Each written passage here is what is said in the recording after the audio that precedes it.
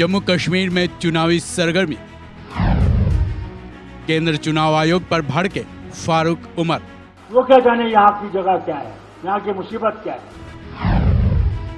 केंद्र चुनाव आयोग पर लगाए बड़े आरोप।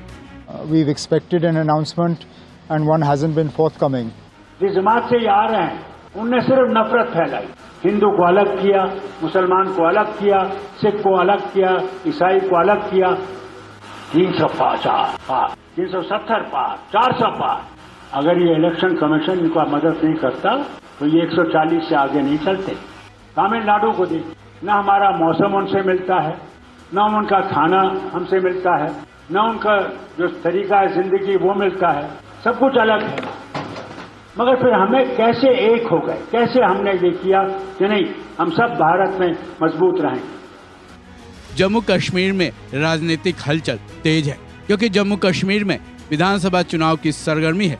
जम्मू कश्मीर में चुनाव हो ये तो सभी चाहते हैं, उनमें फारूक और उमर अब्दुल्ला भी शामिल हैं। लेकिन जम्मू कश्मीर को लेकर कई ऐसे मुद्दे हैं जिन पर आज दोनों ने जमकर केंद्र सरकार को घेरा है। खासकर फारूक अब्दुल्ला ने केंद्र और चुनाव आयोग पर जमकर वार किया है।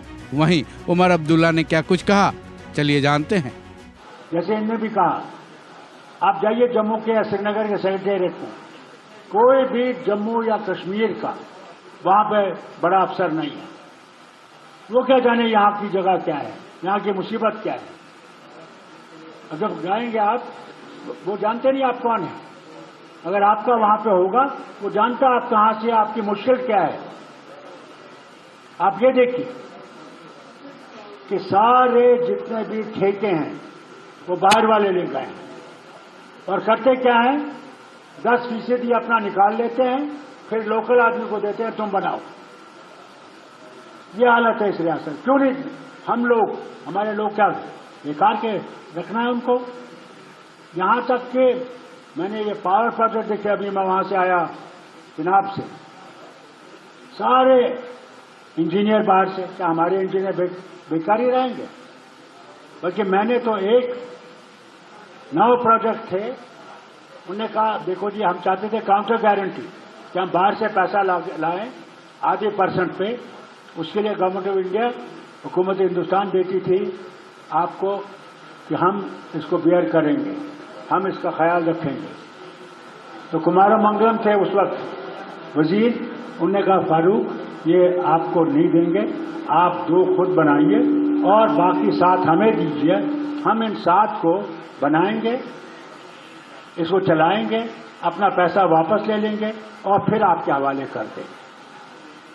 आज इस हुकूमत ने सारा कुछ फेंक दिया। हमारे पास बिजली नहीं है, हमारी बिजली ये राजस्थान को देने वाले हैं, हमारी बिजली ये यूपी को देने वाले हैं और हम बिजली के बगैर रहेंगे। आपके यहाँ भी कट होगा, बहुत जबरदस्त कट होगा और गर्मी में मर रहे होंगे लोग, मगर उसका ख्याल नहीं है। ये बदलाना पड़ेगा। इन चीजों को चेंज करना जब होगा जब रियासत की हुकूमत आई और स्टेटहुड वापस आना है, तब बनेगा यहां की मुश्किलें निकलेंगी। इसे मैं कहता हूं जो एमएलए यहां से बनेगा उसे काम बहुत है, और अगर खुदा ने हमें हुकूमत दी तो मैं आपसे वादा करता हूं उस वक्त मैं उसको इस आपकी कॉन्स्टिट्यूंसी का वजीर बनाऊंगा उसको सेंटर में, कि वो आपकी मुश्किलें कम करे।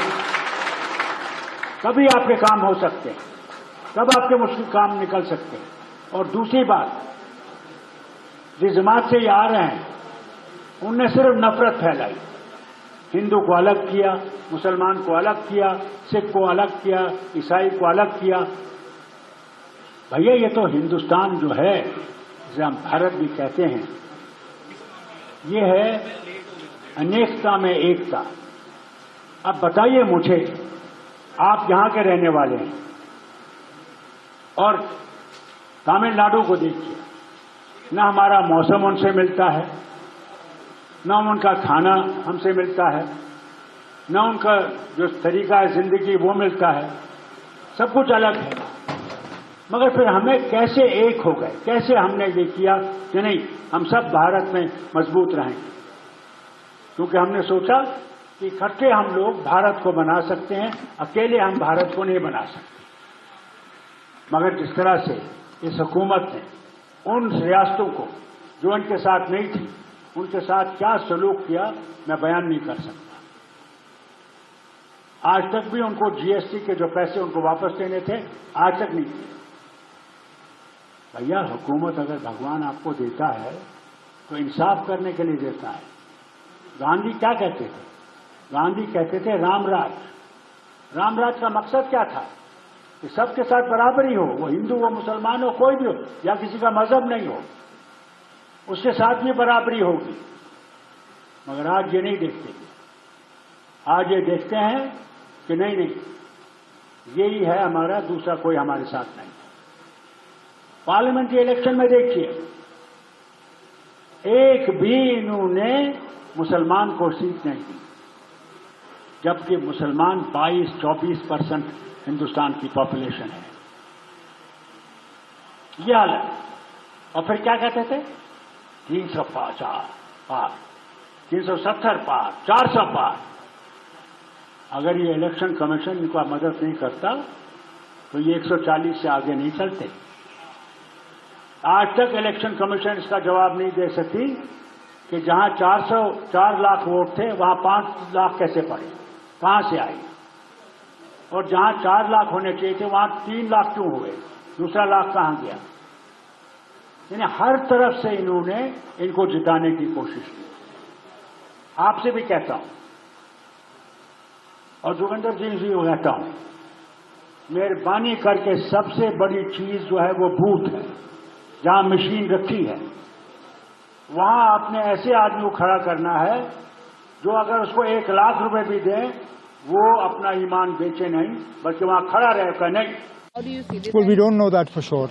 That's speculation. Okay. We hope that they're announcing dates for J&K, but in the past also we've expected an announcement and one hasn't been forthcoming. J&K has been without an elected assembly since 2018. This is perhaps the longest period without an elected government in J&K.